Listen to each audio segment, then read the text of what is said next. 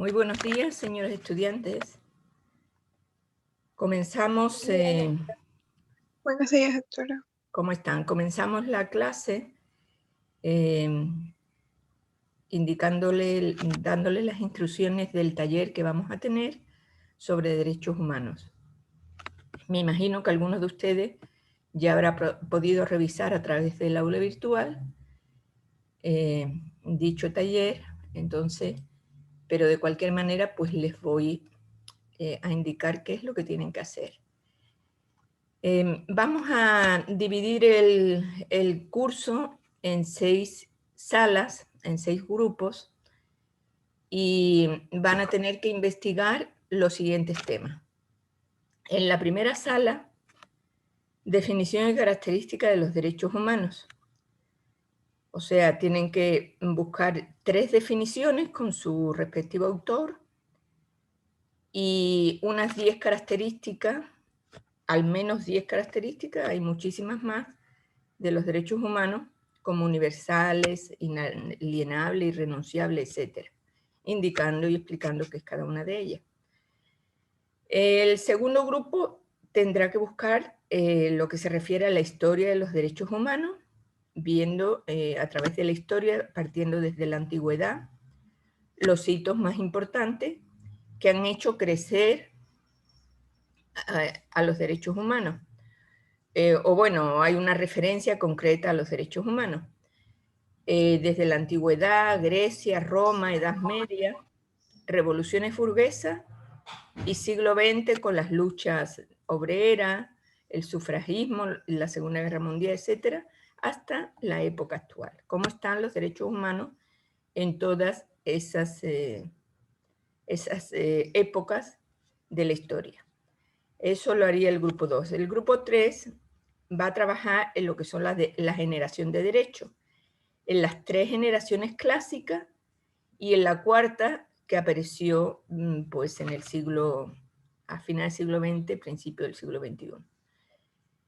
El grupo 4 va a trabajar sobre los derechos emergentes, la Declaración Universal de Derechos Humanos Emergentes, DUDE, quién la elaboró, porque existe esa Declaración de Derechos Emergentes, y su triple dimensión: derechos nuevos, derechos ya contemplados y derechos extendidos, con sus ejemplos respectivos. El grupo 5 va a investigar los sistemas de derechos humanos a nivel en el planeta Tierra, diríamos, porque hay un sistema universal, están los sistemas regionales que tienen que ver con los continentes y los sistemas nacionales. También hay que definir los mecanismos de protección de derechos humanos que existen, como las declaraciones, las convenciones, pactos, tratados y protocolos. Y por último, el grupo 6 va a ver lo que tiene, lo que tiene que ver al respecto de los derechos de los animales. Hay una declaración de los derechos de los animales y nos vamos a fijar exactamente en algunos puntos polémicos, como son cómo están los derechos, si están vulnerados o no, de los animales silvestres, animales domésticos o mascotas, animales para consumo humano, animales para la recreación, circos, corrida de toros, etc., y animales de laboratorio. Lo que les pido, por favor, yo les voy a dar 40 minutos para que ustedes hagan la investigación. Tienen que hacer un documento en Word con una pequeña introducción, los resultados de su investigación y una conclusión. Yo quisiera que ustedes den el cuerpo de la investigación, o sea, los resultados de la investigación de los temas, que todos los componentes de los grupos hablen alguna cosita, pero que por favor no se extiendan, sino que definan y cada uno de los grupos de manera concreta. Esto es una investigación concreta. Entonces, para alcanzar a que todos puedan exponer en la segunda parte del taller. ¿De acuerdo? Entonces, bueno, también tendremos un día más para que ustedes puedan terminar de completar el documento Word para que puedan todos subirlos al aula virtual. Ok, no sé si hay alguna pregunta, alguna duda. Doctor, entonces se puede subir eso hasta mañana. Sí, o sea, lo importante es que investiguen y bueno, la parte de introducción, la parte de conclusión, que es una cosa pequeña, eso lo pueden poner después, o sea, si no alcanza. Si alcanzan todo, pues ya lo tienen listo. Pero hasta mañana se puede subir. O sea, lo ideal sería que se suba hasta hoy, pero les doy un día más porque a veces pues no da tiempo porque ustedes son bastantes. Entonces, siempre, por favor, en el grupo que haya alguien que coordine, que haya otra persona que recopile toda la información y que todos tengan tarea para que después se pueda expresar en la plenaria. ¿Ok? ¿Alguna pregunta más? Doctora, buenos días. ¿Qué tiempo tenemos? Cuando ya estén en la sala, cuenta 40 minutos. Okay. Entonces yo ahora procedo a ubicarles en la sala y después cuando falten 5 minutos yo les recordaré. Y si ustedes tienen, por ejemplo, algo pendiente, alguna pregunta, lo que sea, me pueden hacer a través del chat de WhatsApp. ¿Ok? Porque yo estaré en la sala principal. Entonces me pueden contactar a través del chat de WhatsApp. Muy bien, entonces, si no hay otra duda, pasamos a hacer las salas, las 6 salas. Ustedes si tienen dudas en los temas, por favor, ubiquen en las instrucciones en el aula virtual. Vamos a asignar las 6 salas.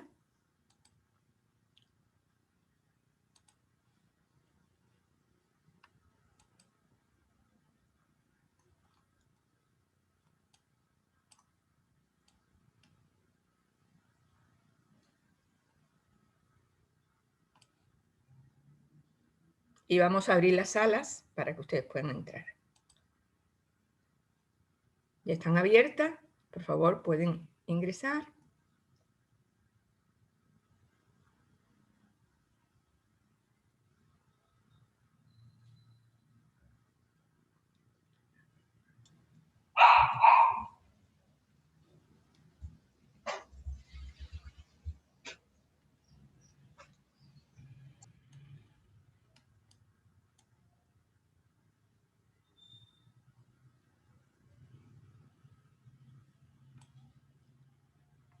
Ustedes no tienen sala, ¿verdad? Les voy a reasignar. Angelo Burg. Sí, doctora, de hecho yo estoy en la sala número 4, pero estoy conectado desde la computadora. Usted me asignó desde el teléfono.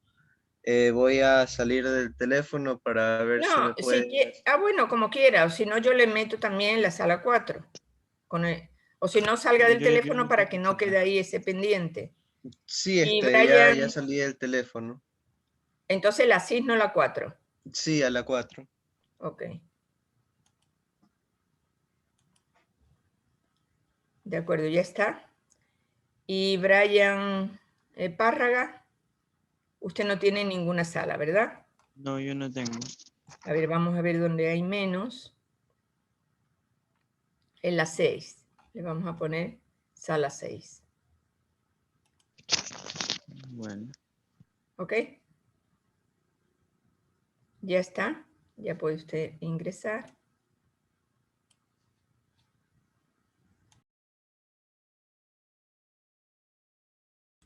Vamos a cerrar las salas para entrar a la sala principal.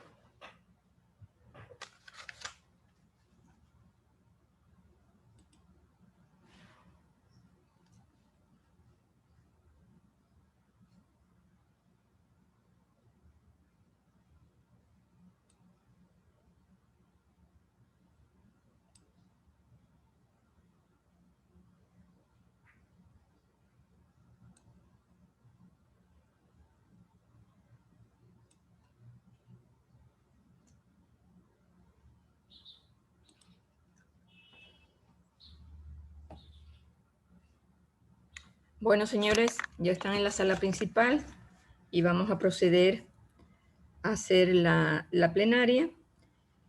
Vamos a ir igualmente en el mismo orden de las salas. Por favor, lo que les pido es que la persona que hable tenga el micro y la cámara abierta, y el resto pues mantengan, sobre todo el audio lo mantengan cerrado. Solo al abrirlo, al exponer lo abren, y igual la cámara. Ok, entonces comenzamos por el grupo 1, concepto, definición de derechos humanos y características.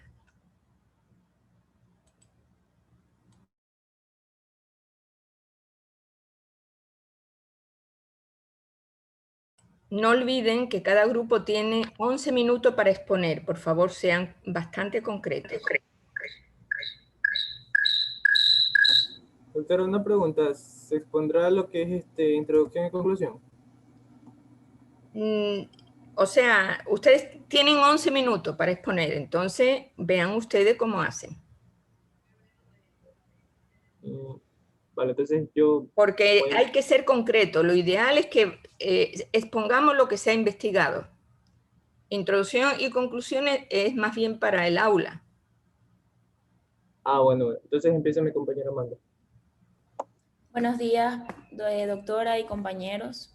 A continuación les voy a dar algunas definiciones de los derechos humanos. Los derechos humanos tienen un sinnúmero de definiciones según el conocimiento y el pensamiento de cada autor o persona. Algunas de estas definiciones son, según Angelo Papacini, en su libro La filosofía y los derechos humanos de 1945, define a los derechos humanos como reivindicaciones de unos bienes primarios considerados de vital importancia para todo ser humano, que concretan en cada época histórica las demandas de libertad y dignidad humanas. Agrega, estas reivindicaciones van variadas en primera instancia al Estado y están legitimadas por un sistema normativo o simplemente por el reconocimiento de la comunidad internacional.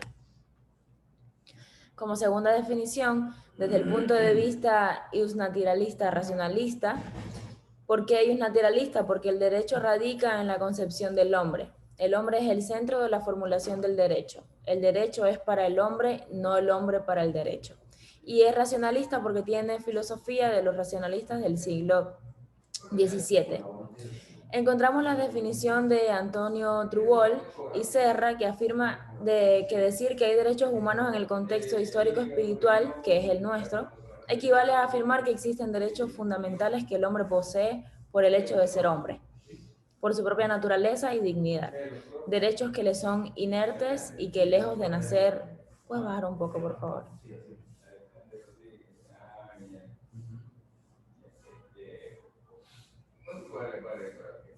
Y que lejos de nacer de una concepción política, han de ser por esta consagrados y garantizados. Y por último, el más oficial, según la Organización de las Naciones Unidas, los derechos humanos son derechos inertes a todos los seres humanos, sin distinción de alguna raza, sexo, nacionalidad, origen étnico, lengua, religión o cualquier otra condición. Entre los derechos humanos se incluyen el derecho a la vida y a la libertad, a no estar sometido ni a esclavitud ni a torturas, a la libertad de opinión y de expresión, a la educación y al trabajo, entre otros muchos. Estos derechos corresponden a todas las personas sin discriminación alguna. Gracias. O sea, los derechos humanos son inherentes a los seres humanos. Exacto. Inherentes, que quiere decir que son consubstanciales, están, diríamos, unidos al ser humano. Exacto, que cada persona, por el simplemente hecho de nacer y de ser humano, tiene derechos por naturaleza. Ok, sigamos. Gracias. Ok, buenos días. Yo voy a hablar sobre las características de los derechos humanos. Primero, como primera característica tenemos, como ya lo mencionaron en la definición, que son innatos e inherentes. Es decir, que cada persona, desde el momento en el que nace, va a tener derechos humanos. O sea, va a ser algo con lo que va a nacer. También tenemos que son universales. Es decir, que todas las personas, no importa su condición social, no importa su etnia, no importa su estado físico, pueden bajar un poquito. No importa, independientemente de cualquier característica, lo va a tener cualquier parte del mundo, por eso es porque son universales. Listo. Ok, ahora tenemos las características inalienables, las cuales las personas humanas no pueden, sin afectar su dignidad, renunciar a sus derechos o negociarlos. Tampoco el Estado puede disponer de los derechos de los ciudadanos, es decir, que se entienden en situaciones extremas el ejercicio y la garantía de algunos derechos pueden ser limitados o suspendidos, pero nunca alineados, eliminados o extinguidos.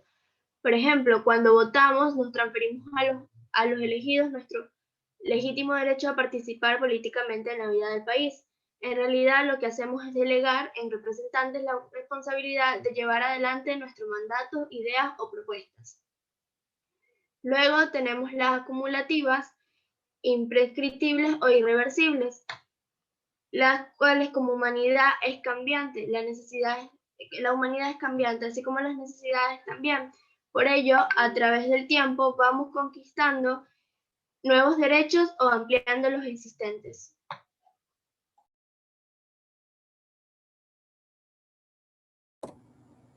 Listo, quinta característica de los derechos humanos. Estos se dice que son inviolables. Nadie está autorizado para atentar, lesionar o destruir los derechos humanos. Esto quiere decir que las personas y los gobiernos deben regirse por el respeto a los derechos humanos. Las leyes dictadas no pueden ser contrarias a estos y las políticas económicas y sociales implementadas tampoco. Por ejemplo, el derecho a la vida no puede ser violentado bajo ninguna circunstancia, como ocurre frecuentemente en la realidad, ni por la acción de fuerzas policiales o militares, ni por políticas económicas que condenan a la muerte por desnutrición o hambre a la población. Puedes bajar un poquito, ya vale.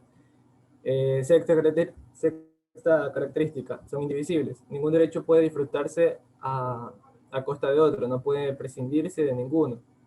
Los derechos humanos son indivisibles dado que constituyen a un todo inherente a la condición humana y entonces esto implica que no pueden respetarse algunos de estos derechos y otros no, sino que todos en su conjunto deben ser igualmente respetados y observados. Los derechos humanos alcanzan a todos los seres humanos sin distinción en materia de nacionalidad, lugar de residencia, raza, sexo, religión, entre otras cuestiones. En tanto, los mismos estén interrelacionados, son interdependientes y como ya señalamos, son indivisibles.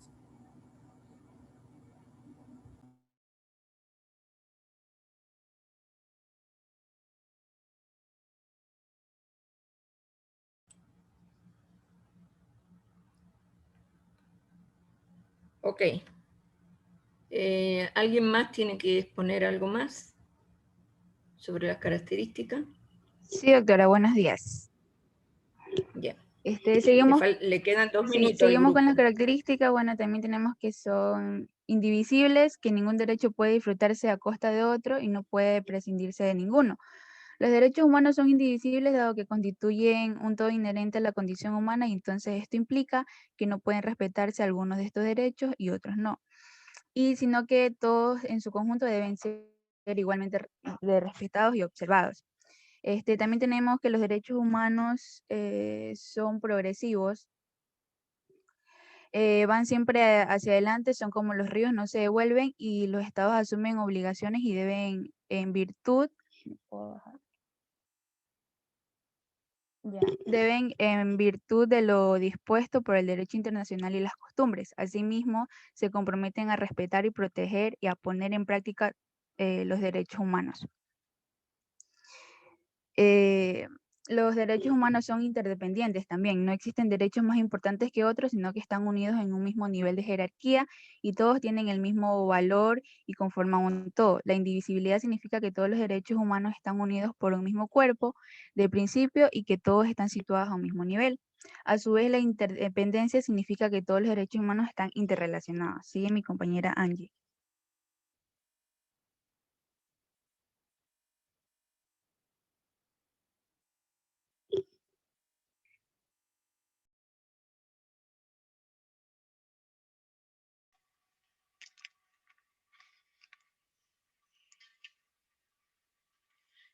disculpen, tengo problemas con la cámara, entonces no la puedo activar. Ok. Bueno, vamos a hablar sobre los derechos humanos que son obligatorios. Ya sabemos que asimismo como tenemos derechos, tenemos deberes que tenemos que cumplir, ya sean de manera individual o comunitaria. Bueno, entonces queda claro entonces que es obligatorio respetar todos los derechos humanos incluidos en nuestras leyes y también aquellos que aún no lo están, simplemente por pues, ser personas, ¿no? El Estado tiene la obligación de adoptar de manera oportuna y adecuada todas las medidas a su alcance para garantizar la realización de estos derechos. En conclusión aquí, simplemente el Estado tiene que garantizar los derechos del pueblo, ¿no? Y la siguiente es que los derechos humanos trascienden las fronteras, es decir, que estos se aplican a nivel mundial. Esta característica se refiere a que la comunidad internacional puede y debe intervenir cuando considere que un Estado está violando lo que son los derechos de los humanos y de la población en sí. Ok, muy bien. Solo matizar en los derechos progresivos, se dan en todo el ciclo del ser humano. Un recién nacido pues todavía no tiene el derecho al trabajo, por razones obvias. Va adquiriendo los derechos conforme va desarrollándose en su ciclo vital. Muy bien, hemos terminado el primer tema. Por favor, el segundo, historia de los derechos humanos.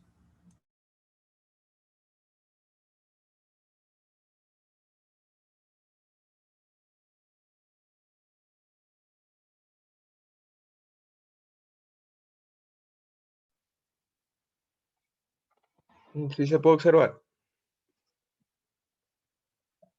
Sí, adelante. Listo, buenos días, doctora, compañeros y compañeras. El día de hoy nosotros le vamos a explicar nuestro taller de los derechos humanos, que se basa en la historia de los derechos humanos. Bueno, aquí están los integrantes de mi grupo. El índice que me falta arreglarlo un poco y aquí empezamos. Historia de los derechos humanos.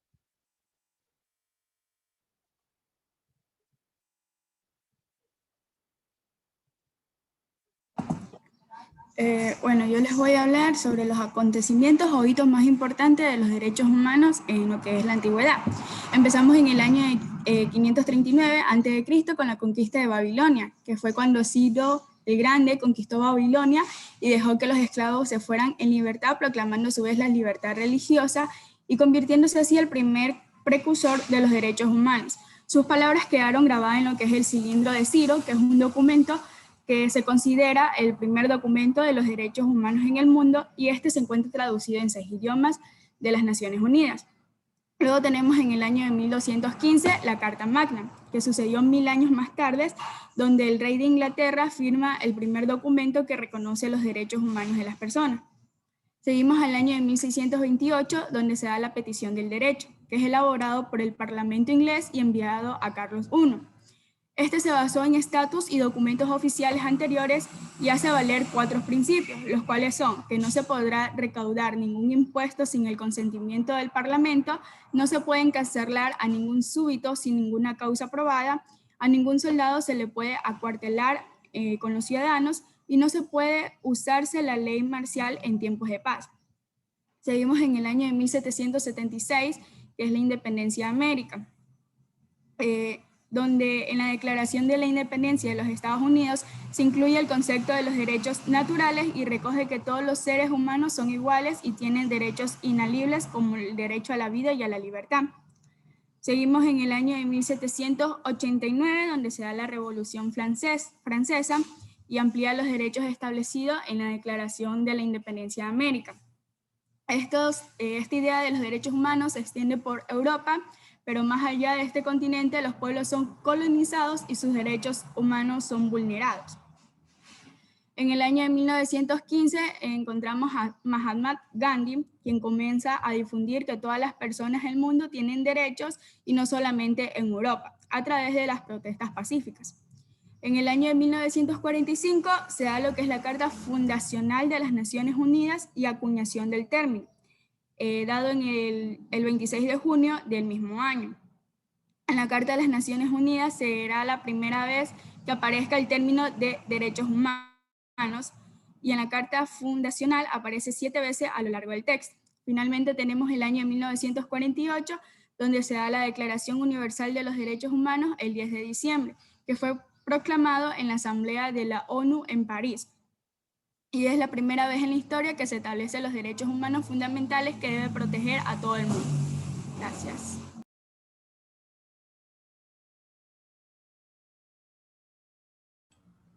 ¿El resto de sus compañeros?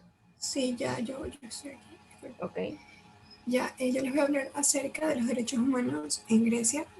Se dice que en Grecia existió el gran avance que fue el nacimiento de la democracia. Aquí existe un nuevo concepto de lo que era la dignidad humana. Este se basaba en que el hombre libre era el ciudadano. Sin embargo, este concepto dejaba en exclusión a varias personas, como eran los esclavos, las mujeres y los niños. Se dice que la sociedad griega se dividía en ciudadanos, que eran hombres libres, mayores de 18 años, con padres que tuviesen algún tipo de bienes. Estas personas que eran consideradas ciudadanos tenían derechos políticos. Ellos podían votar, elegir o ser elegidos en cargos públicos. Bien, sin embargo, existía una gran exclusión, como ya dije, a las personas no ciudadanas. Estos eran quienes carecían de derechos políticos, no podían ser elegidos para cargos públicos y en los que estaban inmersos los esclavos, las mujeres y los niños. Los esclavos básicamente no tenían ningún tipo de derecho y eran sus dueños, los ciudadanos, quienes eran básicamente quienes los dominaban, al igual que las mujeres que estaban sometidas a los hombres y no poseían ningún tipo de derecho. Ya, como podemos ver, en Grecia existía desigualdad, pero fue el primer avance para que existan los derechos humanos.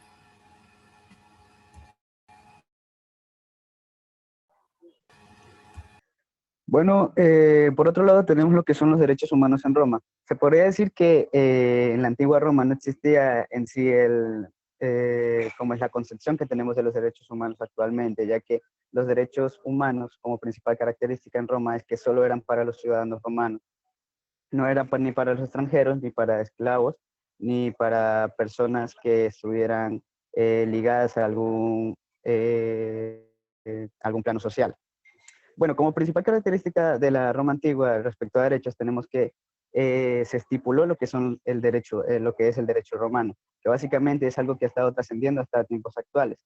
Que el derecho romano se dio básicamente con lo que es el ascenso del emperador Justiniano en el siglo VI, que él estipuló algo llamado el Corpus Iuris Civilis, que era básicamente un registro, una jurisdicción que tenía como objetivo que se inculparan o también se dieran, de hecho, lo que son los actos morales.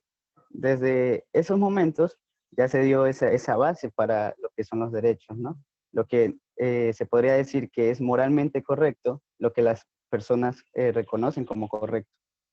Entonces, también tenemos que en Roma, otra de sus características muy importantes es que existió también algo llamado que plebiscitos, que básicamente es como una asamblea que se creó en base también a lo que es la democracia griega, que tenía como objetivo la denominación de lo que son las decisiones por parte de la plebe romana.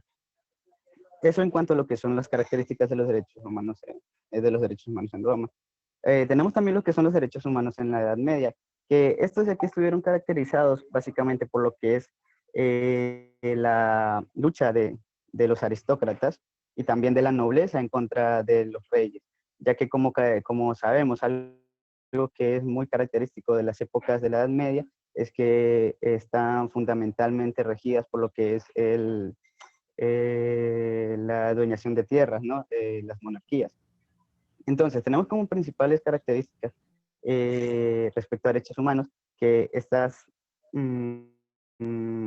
se se podría decir que en estas épocas los lugares en donde más hubieron avances respecto a estos derechos fueron en España y en Francia. Vamos a básicamente tener en cuenta que en Francia se fundaron las principales bases con el nacimiento de la Ilustración para lo que después sería la Edad Revolucionaria con la Revolución Francesa, prosiguientemente. Eso es todo respecto a la Edad Media.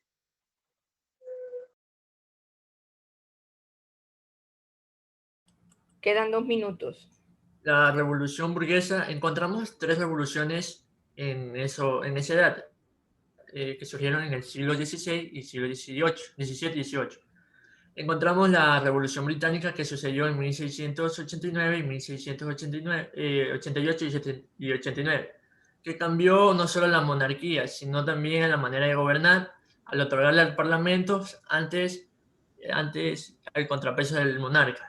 Encontramos también la independencia de Estados Unidos, que con respecto al control británico en 1776, y enseguida la Revolución Francesa en 1789, que influyó en Europa Central y también en la Atlántica, en América y en el Caribe.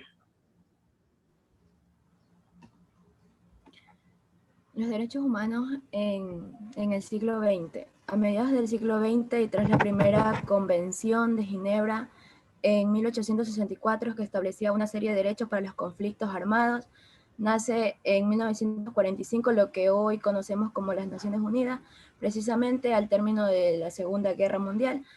Medio centenar de estados se reunieron para proteger a las generaciones venideras del azote de la guerra, lo cual 2 veces en nuestra vida ha producido un sufrimiento incalculable a la humanidad, y tal como se reconoce en el preámbulo de su acta constitutiva. En el impulso democratizador que tiene su base en las revoluciones liberales del siglo XVIII y se fue fraguando en el occidente desde la mitad del siglo XIX, estalló con vigor tras la Primera Guerra Mundial, consolidándose de manera irreversible tras la Segunda. Uno de los primeros trabajos de las Naciones Unidas fue la elaboración de la Declaración Universal de los Derechos Humanos. Finalmente fue aprobada el 10 de diciembre de 1948, 3 años después de la Segunda Guerra Mundial.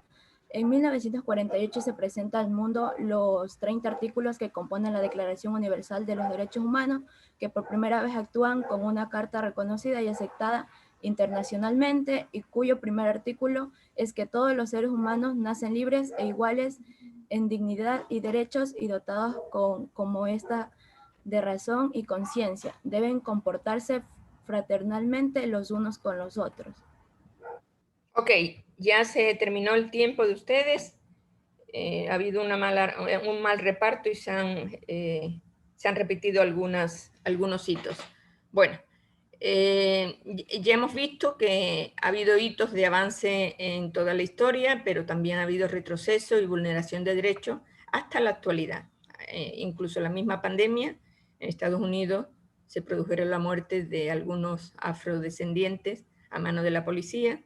Quiere decir que los derechos humanos están ahí, pero en muchos países no se cumple.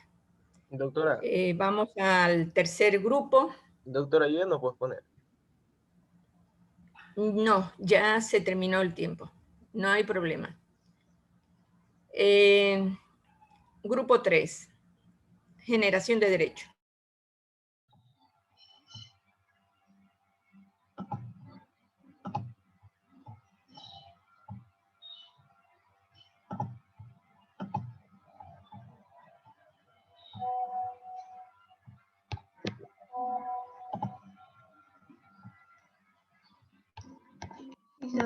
Buenas tardes, profesora y compañeros. Nosotros somos el grupo 3 y vamos a presentar el tema generación de derechos.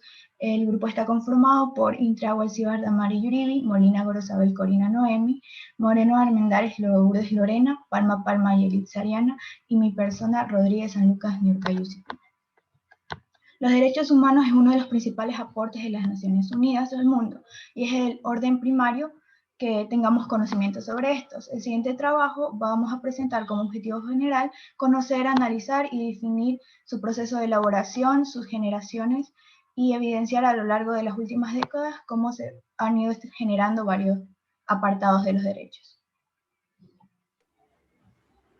Elaboración de la Declaración de los Derechos Humanos de 1948. Al término de la Segunda Guerra Mundial, los principales líderes del planeta llegaron a un consenso sobre la necesidad de crear un organismo internacional que previniera futuras guerras entre las naciones. Con esto, la Declaración de Derechos Humanos fue adoptada por las Naciones Unidas el 10 de diciembre de 1948, como respuesta a los actos de barbarie ultrajantes para la conciencia de la humanidad, sometidos durante la Segunda Guerra Mundial. El trabajo sobre la Declaración de los Derechos Humanos comenzó en 1946, con un comité de redacción integrado por representantes de una gran variedad de países, entre ellos Estados Unidos, Líbano y China. El comité de redacción se amplió posteriormente para incluir representantes de Australia, Chile, Francia, Reino Unido y la Unión Soviética, lo que permitió que el documento se beneficiara de aportaciones de estados de todas las regiones y de su diversidad de contextos religiosos, políticos y culturales. Después de la declaración fue debatida por todos los miembros de la Comisión de Derechos Humanos de la ONU y finalmente fue adoptada por la Asamblea General en 1948. Cabe recalcar que la Declaración Universal de los Derechos Humanos tiene ya más de 70 años y continúa siendo la Carta Magna Internacional para toda la humanidad, tal cual como lo definió Eleanor Roosevelt, presidenta de la Comisión para los Derechos Humanos de las Naciones Unidas.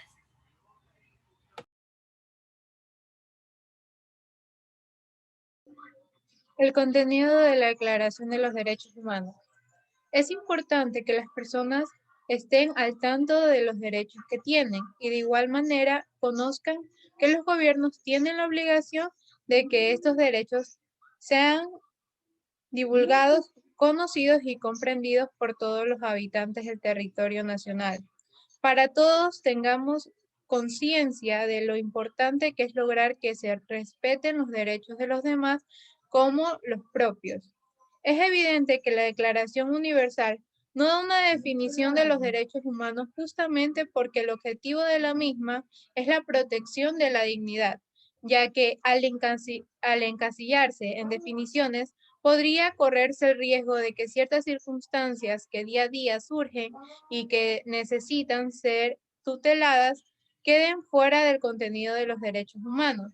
Es decir, que los derechos humanos no se pueden dar como una definición, sino que más bien como van surgiendo problemáticas día a día, de ahí se considera lo necesario para poder realizar la Declaración Universal. El propósito de los derechos humanos es defender a los agentes humanos de la opresión y el abuso, pero en la mayoría de los casos las víctimas, por desconocimiento de sus derechos y de los organismos de protección de los mismos, no buscan el resarcimiento de perjuicio causado y se registran ante las agresiones. La Declaración Universal de los Derechos Humanos es el estándar común a ser alcanzado por todos los pueblos y naciones.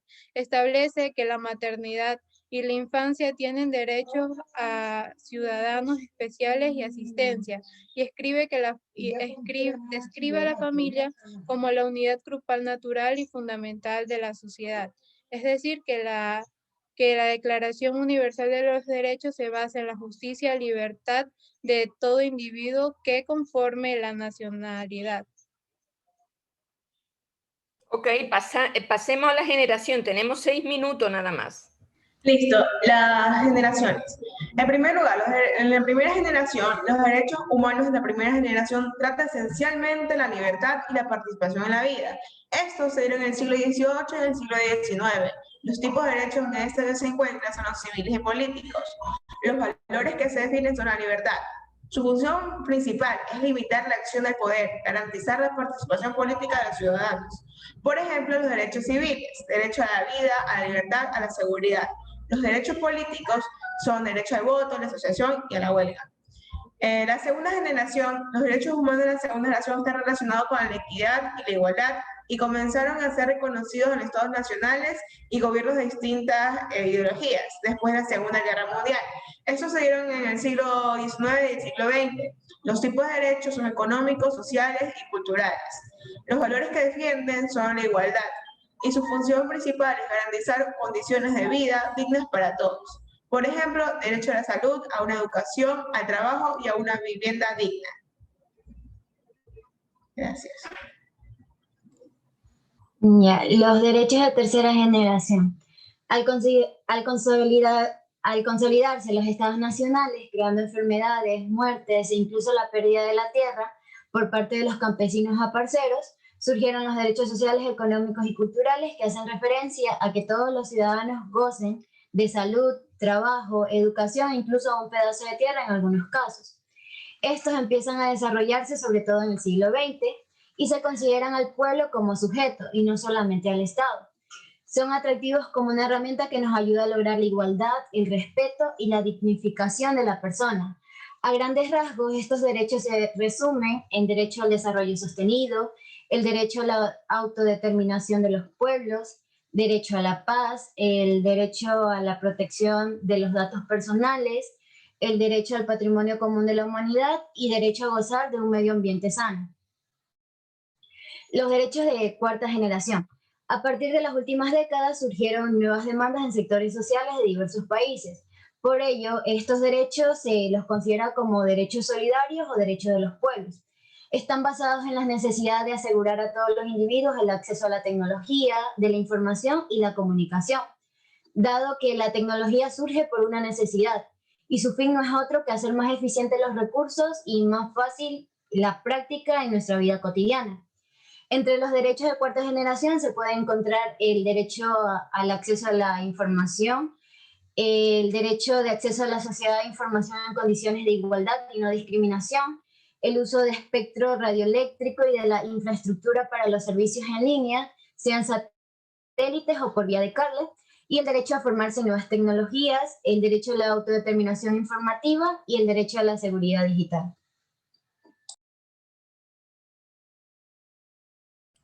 Muy bien, muchísimas gracias. Yo creo que esto es concreto.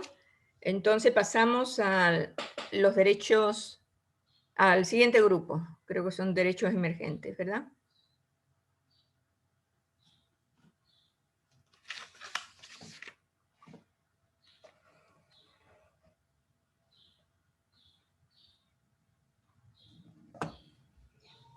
Buenos días. El tema que nos tocó a nosotros fue la Declaración de los Derechos Humanos Emergentes. Nuestro grupo está conformado por Burgos Álava Ángelo, Franco Casanova Paul, Macías Lascano Maoli, Zamora Prieto Layan y quien les habla Mejía Bravo María. Bien.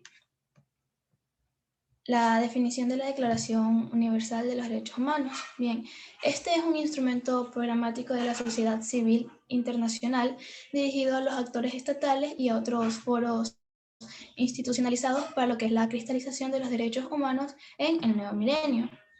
Los derechos humanos emergentes dan respuesta a las reivindicaciones de actores nacionales e internacionales que tradicionalmente han tenido nulo o escaso peso en lo que es la configuración de las normas internacionales. La participación de estos ayudará a lo que es la efectividad de los derechos y además de que pretenden equiparar los mecanismos de garantía para conseguir la misma efectividad de todos los derechos.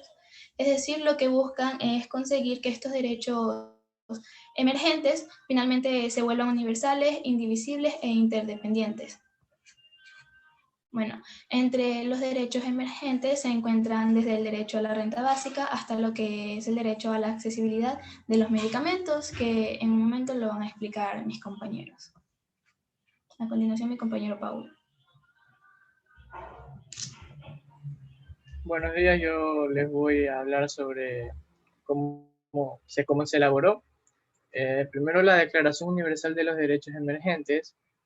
Podemos ver sus siglas de UDH, surge de un proceso de diálogo de diversos componentes de la sociedad civil, organizado por el Instituto de Derechos Humanos de Cataluña, el IDHC, en el marco del Foro Universal de Culturas de Barcelona 2004, titulado Derechos Humanos, Necesidades Emergentes y Nuevos Compromisos. el 2 de noviembre del 2007 en el Marco Forum de Monterrey, México, es aprobada por la DU-DH, que es la Declaración Universal de los Derechos Humanos Emergentes. Entonces, el concepto de derechos humanos emergentes toma fuerza a partir del primer foro de culturas que ya mencioné, con la aprobación del proyecto de Carta de Derechos Humanos Emergentes del 2004, que en ese momento ya se aprobó formalmente en Monterrey como la Declaración Universal de Derechos Humanos Emergentes en el 2007. El IDHC, que era el Instituto de Derechos Humanos de Cataluña, ha tenido un papel protagonista en ambas metas y ha celebrado varios seminarios participativos que han culminado en la publicación de 5 monografías en la materia. Muchas gracias.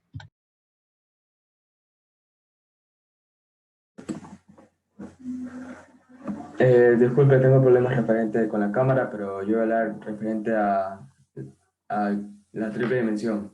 Dentro de la triple dimensión, esta surge debido a que los derechos emergentes son dispersos y son diferentes. Entonces, esto se lo toman a través de lo que son 3 dimensiones. La primera dimensión es los derechos nuevos. Estos son aquellos derechos que no tenían un precedente alguno, o que tenían un precedente pero con escasos vínculos referente a los derechos reconocidos jurídicamente. Entre estos derechos nuevos podemos encontrar el derecho a la renta básica, el cual asegura a toda persona con independencia de cuál sea su edad, su sexo, orientación sexual y estado civil o condición laboral, el derecho a vivir en condiciones materiales de dignidad. El derecho a una muerte digna, el cual asegura y reconoce a toda persona el derecho a que se respete su voluntad de no prolongar artificialmente su vida. El derecho a migrar, el cual es el derecho a poder salir de un país a otro y poder ubicar su residencia en aquel país. Por último tenemos los derechos relacionados con la orientación sexual, el cual es el derecho a la autodeterminación personal, a la diversidad y autonomía sexual, el cual reconoce a toda persona el derecho de ejercer su libertad y su orientación sexual. Y en este también se incluye el de poder adoptar, sin importancia de cuál sea su orientación sexual.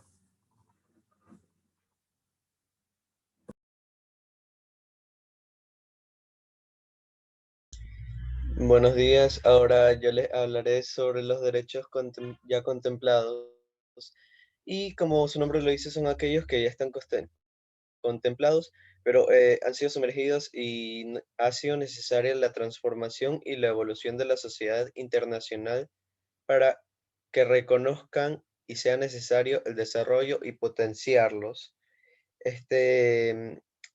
Van a abarcar ámbitos como el derecho a la salud, a la asistencia sanitaria y a los medicamentos, donde se va a asegurar la asistencia médica y a los servicios sociales necesarios y el acceso a la mejor tecnología de la salud, así como disfrutar de un sistema sanitario de prevención, vigilancia y asistencia personalizada, y a disponer de los medicamentos esenciales.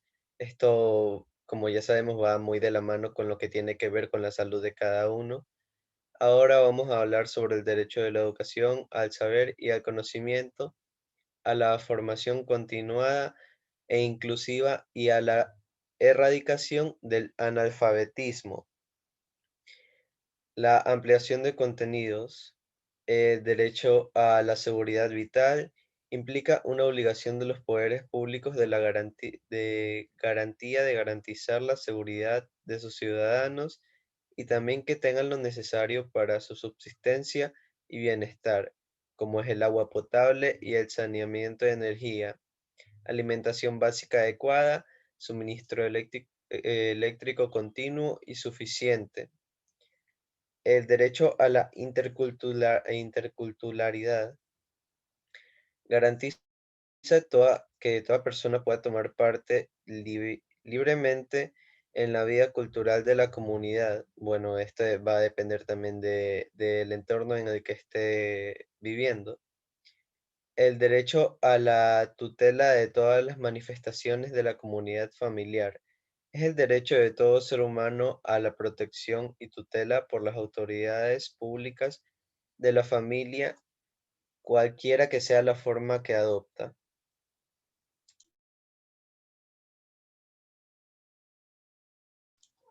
A continuación, los derechos extendidos.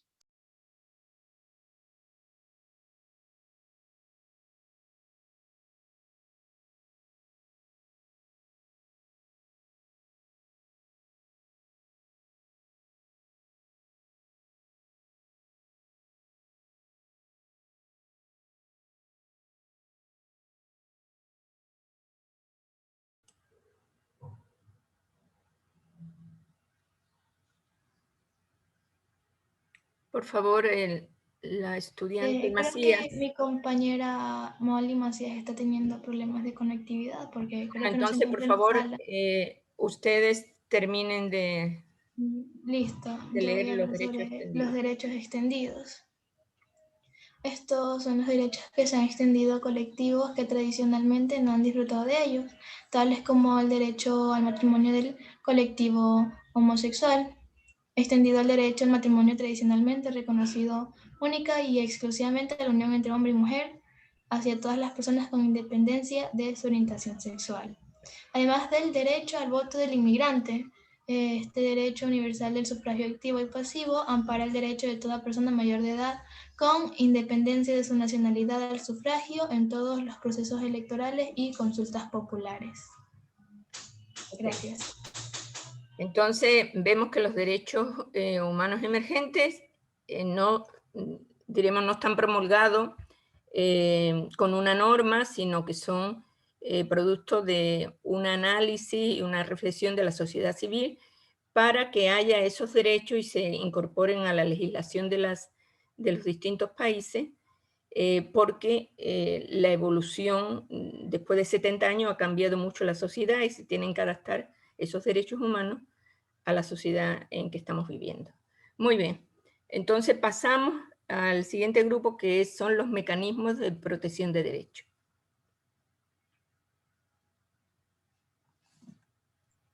Listo, ya comparto.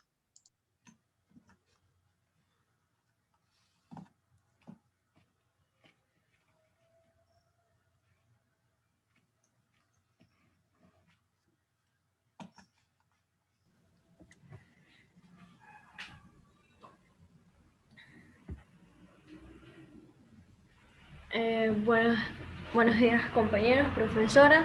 Nosotros somos el grupo número 5 y vamos a hablar sobre mecanismos de protección de derechos. Nuestro grupo está conformado por Almi Palma, Melissa Morán, Damaris Carpita, Dalesca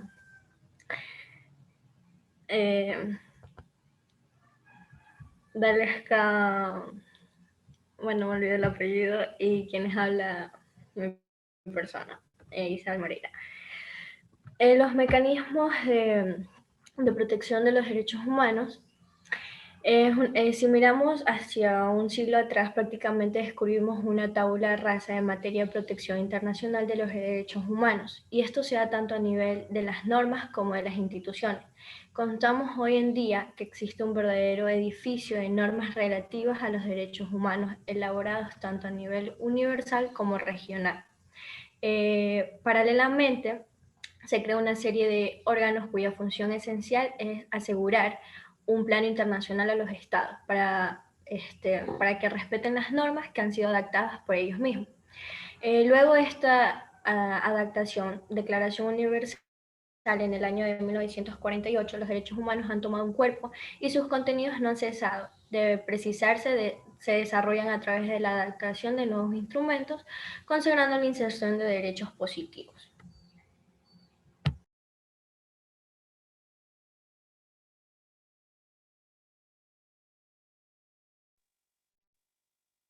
Ya, yo les voy a hablar sobre los sistemas universales de protección de derechos humanos. El Sistema Universal de Protección de Derechos Humanos surge de la Declaración Universal de Derechos Humanos, que fue adoptada en 1948. Desde entonces ha sido desarrollado un cuerpo normativo sólido con diferentes órganos encargados de promover los derechos humanos y con facultades para vigilar y exigir el cumplimiento de estos derechos por parte de los estados. A los órganos que vigilan el cumplimiento de los tratados internacionales se les denomina órganos de tratados, y estos están conformados por personas que son expertas en el tema. El Consejo de Derechos Humanos de la ONU es el principal órgano del sistema y si tiene el mandato de formular recomendaciones con el fin de desarrollar el derecho internacional en la esfera de los derechos humanos.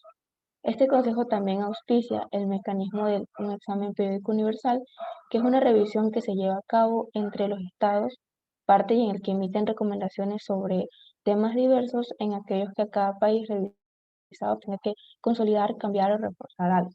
El consejo está integrado por 47 estados, elegidos por la Asamblea General por un periodo de 3 años, con la posibilidad de reelegirse una vez. Asimismo, dentro del sistema universal también existen los procedimientos especiales, que son relatorías especiales, grupos de trabajo y expertos independientes. Aunque estos expertos son designados por el Consejo de Derechos Humanos, se trata de personas independientes, expertas en su área, que no forman parte del personal de la ONU ni reciben remuneraciones por el desempeño de sus mandatos. Como parte de las atribuciones de los mandatos especiales se encuentra el analizar la situación de derechos humanos, asesorar a los estados sobre las medidas que pueden tomar para garantizar la efectiva protección de derechos humanos.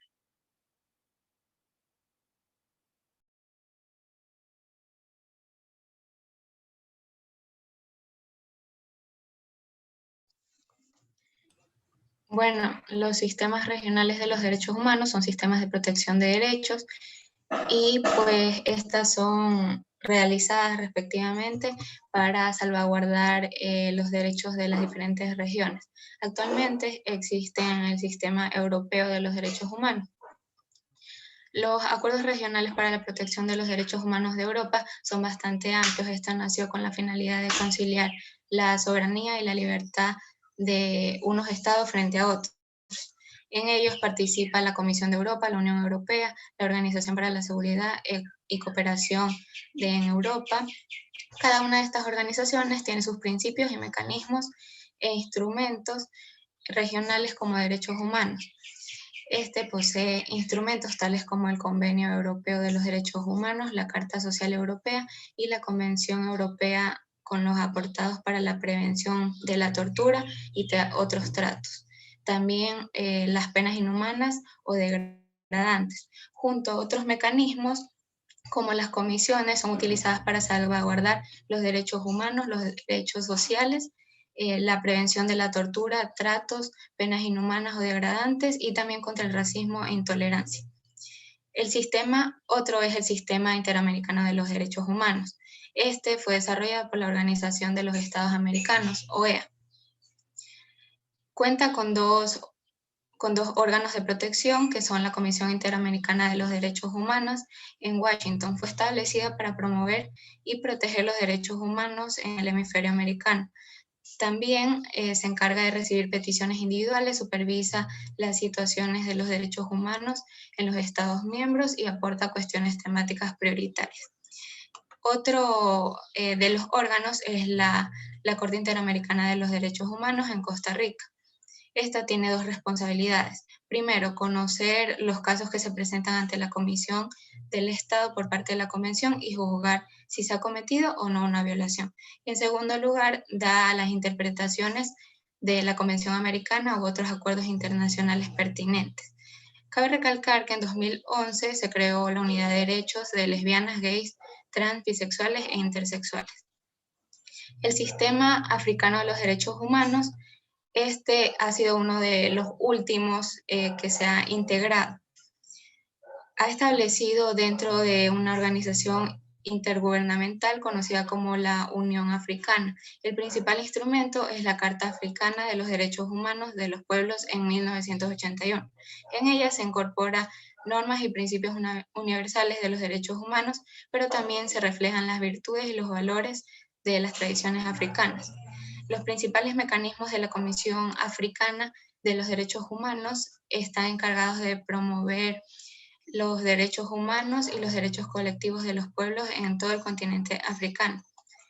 Los mandatos del relator especial abarcan principalmente temas como la ejecutación extrajudicial, sumatoria o arbitraria, la libertad de expresión, los defensores de los derechos humanos, los derechos de las mujeres, y los grupos de trabajo abordan cuestiones como los derechos de los pueblos y las comunidades indígenas de África, los derechos económicos, sociales y culturales, los derechos de las personas mayores y de las personas con discapacidades. También tiene como mecanismo la Corte Africana de los Derechos Humanos y esta fue creada en 2004.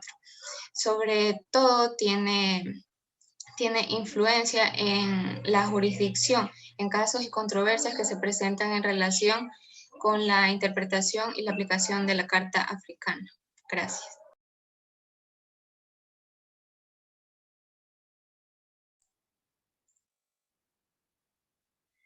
También tenemos el Sistema Nacional de Protección de los Derechos Humanos, que en este caso es el que está impuesto específicamente en cada estado, es decir, en cada país, y se constata de un verdadero Código Internacional de Derechos Humanos que ha sido elaborado tanto en una red de órganos, se ha puesto en funcionamiento en el seno de organizaciones tanto mundiales como regionales. En este caso, el Sistema Nacional de Protección de Derechos Humanos está muy en contraste con lo que es la democracia, tanto en la mirada de su finalidad profunda como de su modo de funcionamiento y de su realización concreta, que depende en gran parte del respeto efectivo de los derechos humanos en los diferentes países del mundo. También bajo estas condiciones se da lo que es el preestablecimiento de lo que es la Constitución en cada estado, y el Estado de Derecho, el sistema democrático, van a ser los principales órganos del Estado que van a reemplazar a los poderes legislativo, judicial y ejecutivo. 3 minutos para el grupo. Que son los que van a dar funcionamiento y garantizar los derechos reconocidos.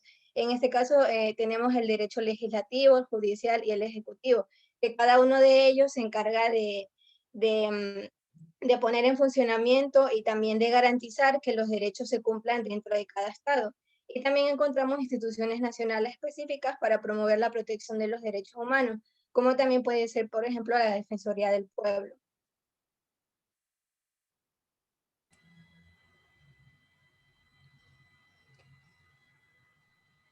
Por favor, quiero que me indique ya la última persona que vaya a exponer, que me indique qué son declaraciones y qué son el resto de otros documentos de protección de derechos, como las convenciones, tratados y pactos.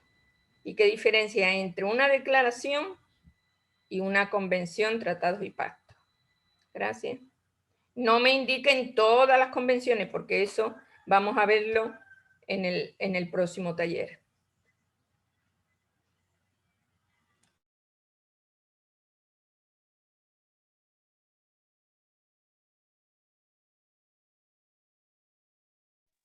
Isabel, las convenciones.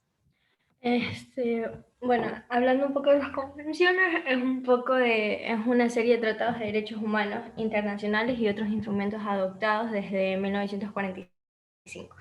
Esas convenciones se han ampliado en un derecho internacional a los derechos humanos. Las convenciones es la de discriminación racial, que es del año de 1965 al 1969. También es la Convención Internacional sobre la Protección de los Derechos de todos los trabajadores migratorios desde 1990 hasta el 2003. Y otra que es la Convención sobre los Derechos de los Niños, que es de 1989 a 1990. No, yo quiero saber, y eso es importante porque es pregunta de examen, ¿qué diferencia hay entre una declaración y una convención, pacto o tratado? Una declaración son instrumentos que contienen una serie de recomendaciones de políticas sobre un tema determinado y que pueden orientar las políticas públicas de los países. Pero son recomendaciones, no son de obligatorio cumplimiento. Solo tienen fuerza moral y tienen normalmente, pues si lo emite la ONU o el Sistema Universal de Derechos Humanos, pues obviamente pues tienen un campo de aplicación universal. Pero su debilidad radica en que no hay una exigencia jurídica. Por ejemplo, las declaraciones, tenemos la Declaración Universal de Derechos Humanos, está ahí, es una recomendación, pero ¿qué ocurre? Que hay muchísimos países donde todavía no se respeta el derecho a la vida, hay pena de muerte, O sea, quiere decir que esas declaraciones no son de obligatorio cumplimiento. Otra declaración puede ser la Declaración Universal sobre la Eliminación de la Violencia contra la Mujer. Está ahí, pero sabemos pues que la violencia contra la mujer es un problema de salud pública. ¿Y qué son las convenciones, pactos y tratados? Por contraposición, las convenciones, pactos y tratados son documentos que se llaman de carácter vinculante. ¿Eso qué quiere decir? Que son de obligatorio cumplimiento para los estados. Es como un documento que firma el Estado, firma el presidente, firma el ministro de Relaciones Exteriores y se compromete a cumplir. Y si no lo cumple, pues tiene una salvaguardia que se llama, tiene algunas sanciones ese incumplimiento. Entonces, hay muchísimas convenciones, pactos y tratados, por alguno pues sería la Convención de los Derechos del Niño, Convención sobre el Cambio Climático, sobre la CEDAW, sobre la eliminación de todas las formas de discriminación contra la mujer, etc. Entonces, estos sí imponen esas obligaciones, es de obligatorio cumplimiento, y son importantes porque si los gobiernos las suscriben, inmediatamente tienen que haber leyes nacionales que la respalden. Entonces, por ejemplo, cuando se suscribió la Convención de Derechos del Niño, inmediatamente se empezó a trabajar sobre el Código de la Niñez y Adolescencia, y ese es el código que rige en el Ecuador en este momento. ¿Ok? Entonces, yo quería que ustedes supieran muy bien la diferencia entre declaraciones, convenciones, pactos y tratados. Sabemos que hay muchísimos, pero ya no tenemos más tiempo. Ok, muy bien, el grupo 5. Faltó Damaris Carpite, no sé por qué ella no ha dicho nada. Y, es que, doctora, a mí me tocaba hablar sobre lo de pacto, protocolo y tratado. Bueno, entonces no hay problema. Ahí está, ustedes tienen que mandar esto al aula. El último grupo, por favor, Derecho de los Animales.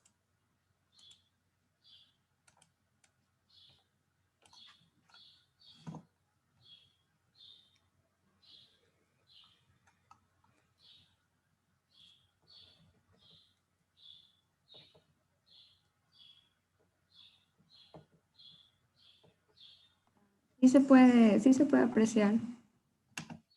Sí. Sí, sí se puede. Ya. Muy buenos días, compañeros, doctora. Nosotros somos el grupo 6 y vamos a hablar acerca de los derechos de los animales. En primer lugar, podemos definir el derecho animal como el conjunto de teorías, principios y normas destinado a brindar una protección jurídica al animal de especie distinta a la del ser humano, promoviendo y procurando su bienestar y protección.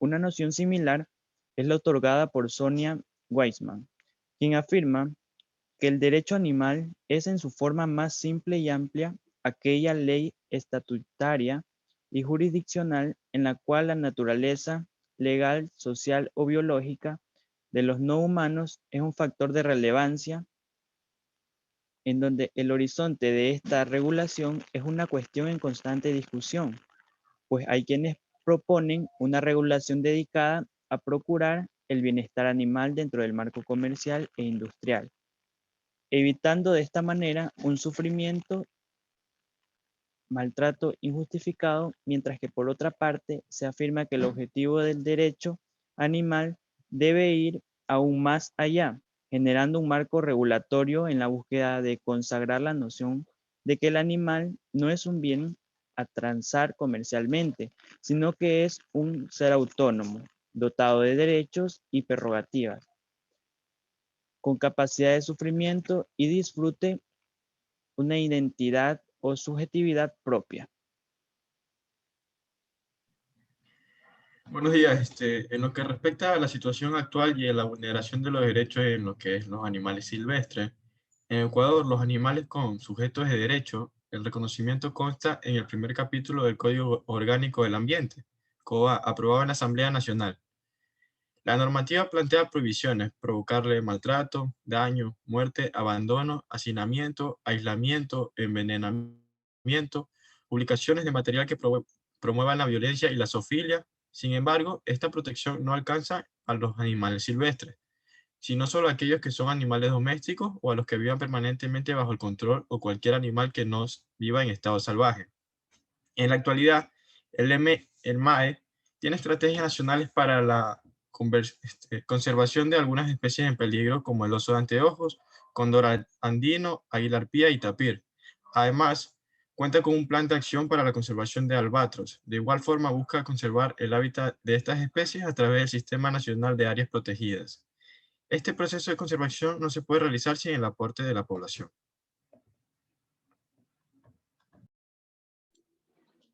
Buenos días. Los animales silvestres. El maltrato animal se presenta como un indicador de violencia potencial, pues quien no es capaz de respetar los derechos de un animal, menos es capaz de respetar los derechos de un ser indefenso como es una persona o un niño. O sea, no tiene empatía alguna sobre una vida indefensa. En febrero de 2009 se elaboraron acuerdos, los cuales dan normativas para los derechos de los animales. El dueño tiene la obligación de otorgar condiciones de vida saludables a las características del animal, es decir, si es un perro, darle su espacio como un patio trasero, si es un gato, evidentemente dentro de la casa, pero que tenga sorinel y cosas así. Darle comida a diario como debe de ser. También se debe educar y socializar, o sea, interactuar con el perro, el gato o el animal dicho. También se debe mantener únicamente un número de perros establecidos, como lo permite el artículo 23, si no mal me recuerdo, de la Constitución. También se debe recoger los desechos de los animales cuando estos hagan sus necesidades. También existen algunas provisiones, las cuales son que no podemos golpear a un animal, tampoco se puede abandonar o dejar en un estado de aislamiento, es decir, darlos encadenados y que vivan a su suerte. Tampoco se puede practicar la zoofilia, es algo que de verdad muy inhumano. Tampoco se puede envenenar a los perros, gatos o matarlos, como ya habían dicho. Las sanciones. Estas sanciones pueden variar, depende al acto. Hay multas de entre 30 a 50 dólares. También hay multas de 50 a 200 dólares. Y también hay multas de 20 a 700 dólares. Incluso tiene una pena penal de 4 a 8 años si maltrata y mata al animal. Muchas gracias.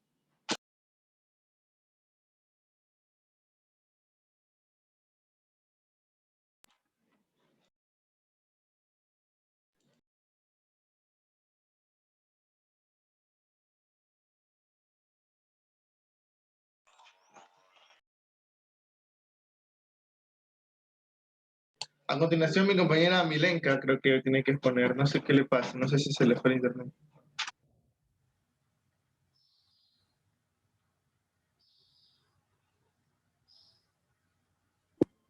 Ok, a mí me toca hablar sobre los animales de consumo humano. Los animales destinados a consumo tienen sus propios derechos. Desde 1995 y tras la incorporación del derecho comunitario al ordenamiento jurídico español, nuestro país cuenta con una legislación específica que protege a los animales y evita cualquier dolor o sufrimiento innecesario durante su sacrificio o matanza. El derecho de los animales abarca desde las condiciones de estabulación hasta las de transporte y sacrificio.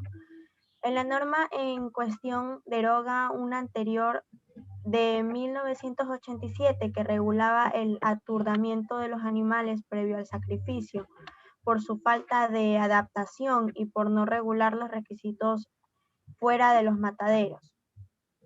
Bueno, en cuanto a los derechos de los animales de matadero, se tiene que el sacrificio de animales destinados a consumo debe ajustarse a normas estrictas cuya finalidad es evitarles sufrimientos innecesarios.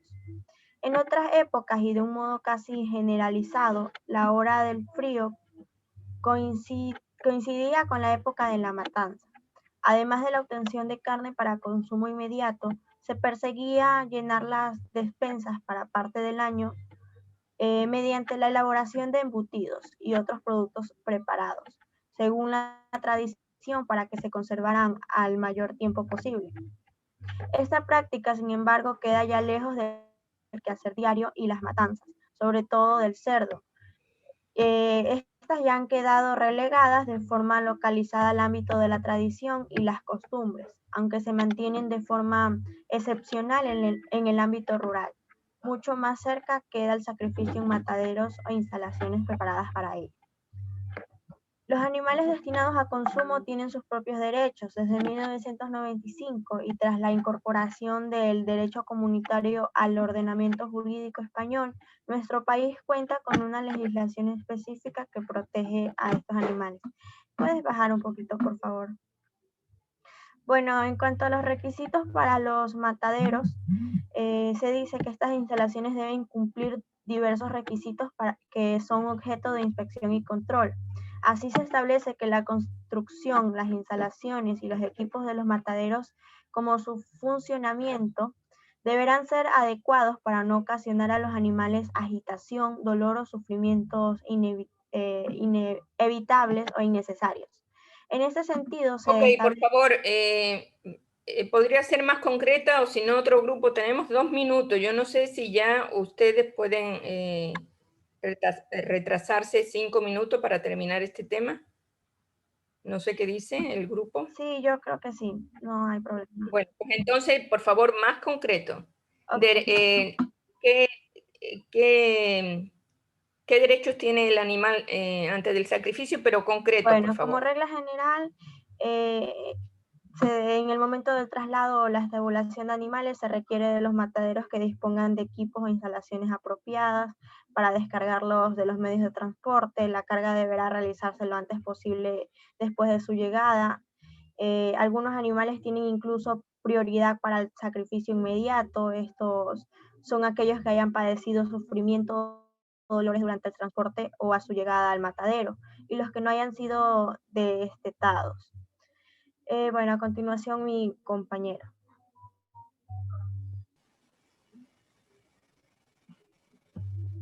Bueno, ahora tenemos los animales para la recreación. Primero están los animales de circo. Se considera que es una celebración donde los animales se ven obligados a rendirse y obedecer los deseos del entrenador. La acción del circo y los animales puede hacernos olvidar la naturaleza real y seguir viviendo una burbuja cerrada en el ser humano. Actualmente el Ministerio del Ambiente del Ecuador expidió un acuerdo donde en actividades circenses eviten este tráfico y comercialización del maltrato de estos animales, ya que deben contar con un hábitat adecuado para su desarrollo, reproducción y vida. Luego tenemos a las corridas de toros. Este tiene su origen en el siglo XVIII, donde se remontan a los sangrientos juegos romanos en los que se sacrificaban a miles de animales para poder atraer a un público sediento de sangre y fuertes emociones. Se destacan el sufrimiento, el dolor y la muerte de toros en miles de concursos taurinos. Actualmente las corridas de toros en Quito dejarán de tener una normativa y regulación específica como un espectáculo público, luego de que este martes 9 de junio del 2020 el Consejo Metropolitano aprobase su remoción del Código Municipal.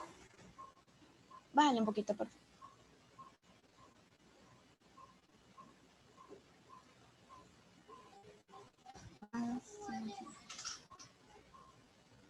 No, más abajo. Ya. Las peleas de gallos se considera que es un deporte sangriento en el que los gallos son colocados en un círculo y obligados a morir por diversión del espectador, lo cual es ilegal en todo Estados Unidos. Por lo general, las peleas de gallos se realizan en vallas redondas, cuadradas o también denominadas como galleras. Además de la crueldad contra los animales, las peleas de gallos se relacionan a menudo con otros delitos como apuestas ilegales, venta o uso de drogas e incluso asesinato. Se destacan 3 homicidios en una pelea de gallo en el norte de California. Mencionar también es que los niños a menudo pelean, ya que la exposición a este tipo de violencia agrava la insensibilidad del dolor y la pasión por el derramamiento de la sangre. Y por último tenemos a las peleas de gallos, que se organizan en círculos cerrados, asustan y enfrentan a legislaciones y autoridades, y en muchos casos estas autoridades carecen de medios necesarios para enfrentar. Las peleas de perros siguen siendo una realidad en nuestro país, ya que las lesiones de pitbull suelen ser graves e incluso fatales.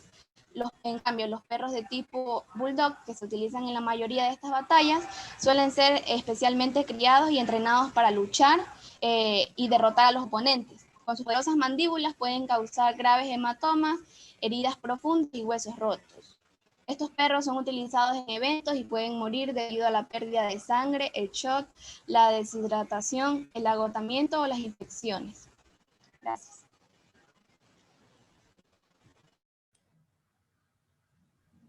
Por último. Sí, profe. ¿Quién habló? Sí, por favor, por último, pongan la situación de los animales de laboratorio. Bueno, en cuanto a la situación actual, en la pandemia se ha planteado en cuanto a los laboratorios un desafío muy grande, ya que se trabajan con animales principalmente. Ya, esto se debe a que existe el riesgo de que los humanos transmitan una infección del COVID a los humanos, o en este caso, en el documento que encontré, a los monos. Bueno, en cuanto a los animales que no pueden enfermarse o no se les ha transmitido en lo que es el COVID, encontramos lo que son los gatos, los hámsters, los hurones, visiones y primates. En los monos macacos las enfermedades se presentan en ellos con síntomas leves. Bueno, también encontré un estudio reciente en el cual demostró que su vacuna, que contiene obviamente de forma inactiva el virus, hace que los macacos sean inmunes a una segunda infección del COVID. En cuanto a los experimentos para luchar contra el COVID, tenemos que hay personas que han apoyado lo que es la vacuna de animales, y hay otros que han tomado esto como un signo de crueldad, ya que los animales también tienen derechos y son seres vivos. En este caso, un profesor de un instituto de investigación se expresó diciendo que necesitaban una vacuna y que aunque la situación actual animales, en el cual se han perdido muchos animales o se han perdido la vida y todo eso, se expresó diciendo que realmente necesitamos una vacuna y que si tratamos de abordar estos temas con humanos sin ponernos en peligro, podría llevar años. En cuanto a la vulnerabilidad de derechos de los humanos, tenemos que, si buscamos la palabra derecho con su significado jurídico, vamos a encontrar que solo trata de personas y cosas, por lo cual en realidad no es como que haya una palabra que defienda con exactitud los derechos de los humanos. Regresando un poco atrás, podemos recordar que en la Revolución Verde, la cual se exponía lo que es la técnica aplicada a la agricultura, se desarrolló y se implementó lo que es la manipulación de modificación de los vegetales, y ahí es que empieza también la manipulación de los cuerpos de los animales. Bueno, entonces desde ese entonces fue que empieza lo que es la interrupción de vida en los cuerpos animales. Bueno,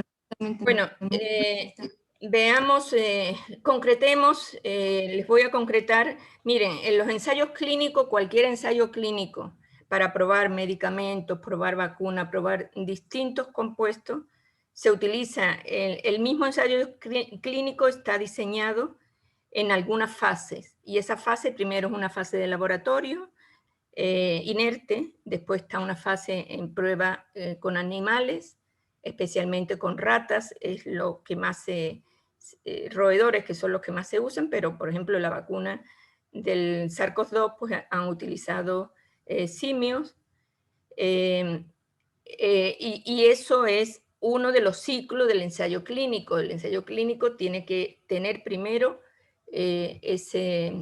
diremos, esa prueba con animales. Eso provoca una serie de dilemas éticos, porque todos los, incluso hay productos de cosméticos, productos que no son esenciales, que también son probados por animales. Entonces, lo que ahí hay que decidir es el riesgo-beneficio. Realmente, pues, someter a los animales a un riesgo para hacer un producto cosmético, pues no, realmente, pues eso no es ético.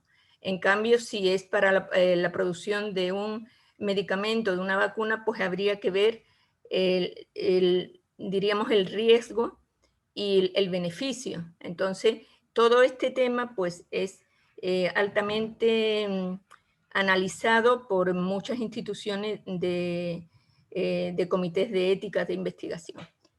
Cerramos aquí 10 y 7, nos hemos atrasado un poco. Continuaremos viendo algunos documentos de mecanismos de protección de derechos el próximo día en el taller 2 de Derechos Humanos. Muchísimas gracias. Doctora, ¿sí? una pregunta. ¿A aquellos que no les dio tiempo a exponer, les afecta? No pasa nada, no pasa nada. He dado la posibilidad de que pongan todo, pero realmente pues este es un tema muy amplio. Ustedes han hecho una investigación muy profunda, entonces no ha dado tiempo de exponer todo, no pasa nada. Ustedes tienen la nota, por favor, lo que sí quiero, que todos suban al aula. Quien no suba al aula sí se le baja punto. Pero los que no han expuesto no pasa nada. ¿Ok? Bueno, señores, muchísimas gracias. Nos vemos el próximo día, el lunes. Gracias a todos, cuídense.